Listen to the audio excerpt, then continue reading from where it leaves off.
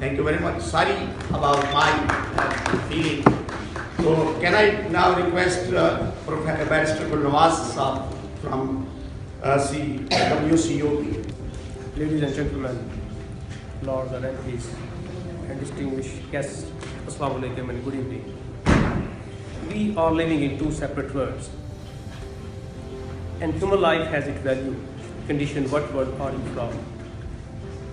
Today, when I have the privilege of standing up in the British House of Parliament, in the British House of Commons, on the contrary, what all the religions, gospels, constitutions, Voltaire's, philosophers, constitutions are telling us, but we admit and acknowledge that we are not the same.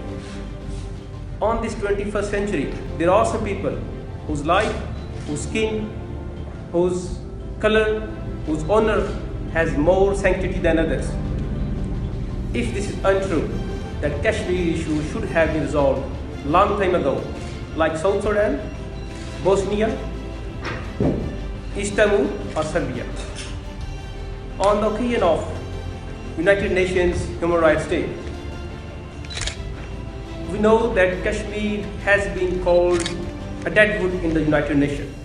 Whatever happens in Indian-held Kashmir, it remains in Indian-held Kashmir. Flame of freedom still alive. Hollywood, Bollywood, CNN, BBC are deaf, dumb and blind to the atrocities. Wars can be waged out, wars can be waged, and fighter jets could fly to save even one life.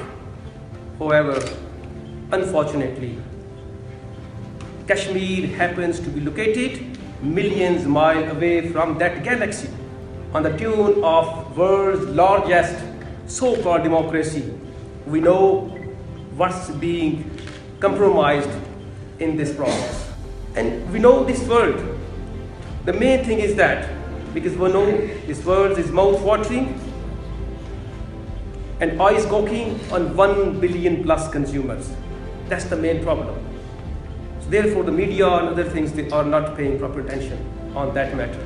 That is the Human Rights Day in United Nations. So my question to all this audience, so aren't we living in two separate worlds?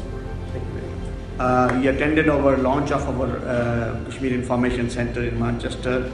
I would like to request him to say a few words. We will be launching the campaign soon from Oldham, inshallah, in a few days' time.